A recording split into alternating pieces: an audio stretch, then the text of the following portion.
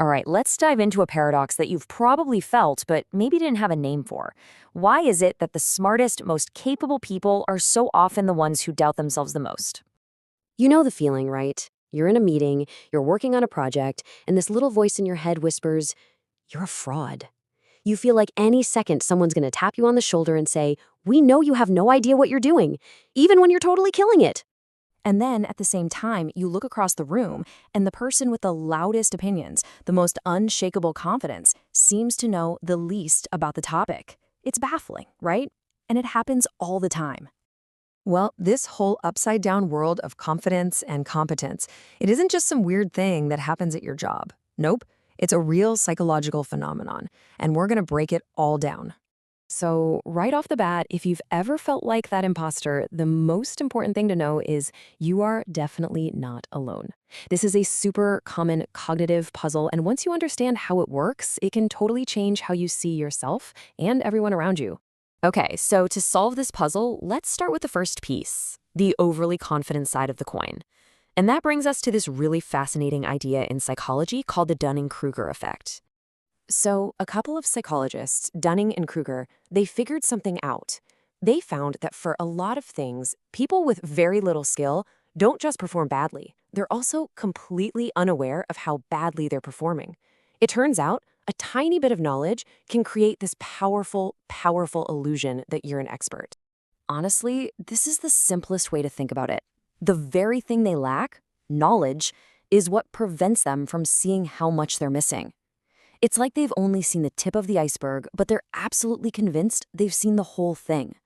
And when you put these two mindsets side by side, wow, it is so stark. On one side, you've got the Dunning-Kruger effect, where a lack of awareness leads people to overestimate their skill. But look at the other side. High-ability folks often underestimate their skills, and it's for the exact opposite reason. Their self-awareness is so sharp, they know just how much more there is to learn. So, what about that other side? What about the competent people who feel so much doubt? Well, that brings us to the other half of this whole paradox, what we could call the wisdom of doubt.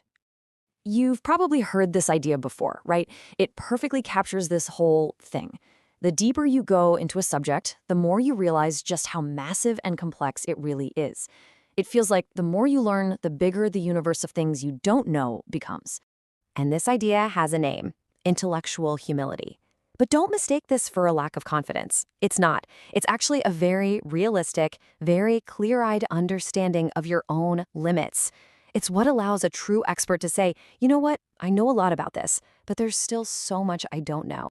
And this is absolutely key. So next time you hear a real expert say, it's complicated, or we really need more data, they're not dodging the question, they're actually showing you how much of an expert they are. They see all the nuance, all the exceptions, and all the unanswered questions that a beginner completely misses. Their doubt is actually a sign of their deep, deep knowledge.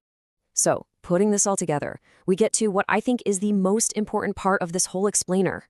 It's time to completely reframe that nagging feeling of self-doubt. Because trust me, it's not what you think it is. Let's just say it as plainly as possible. That feeling you have, that you could be better, that you might have missed something, that is not a flaw. It's the exact opposite. That doubt is a blinking neon sign of your intellectual humility. It's proof that you are aware enough to see the real complexity of what you're working on. You're not just seeing the tip of the iceberg, you're seeing the whole gigantic thing underwater. And maybe best of all, that feeling is the fuel in your tank.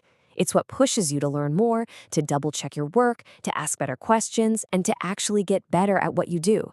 Seriously, without that doubt, you'd just be stuck on top of that tiny iceberg, thinking you know it all. So if you feel that doubt, it's probably a sign you have these incredible strengths. It means you're hungry to learn and improve. It means you have what it takes to tackle complex problems.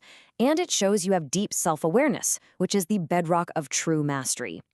So here it is, the big takeaway. Stop fighting that feeling.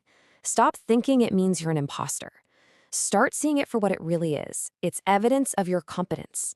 And it's the engine for your own growth. You just have to learn to listen to it, not as a critic, but as your guide. So I'm going to leave you with this to think about. Now that you know that this doubt is actually a sign of your awareness and your potential, how are you going to use it? How can you turn that little voice in your head from an obstacle into your greatest superpower?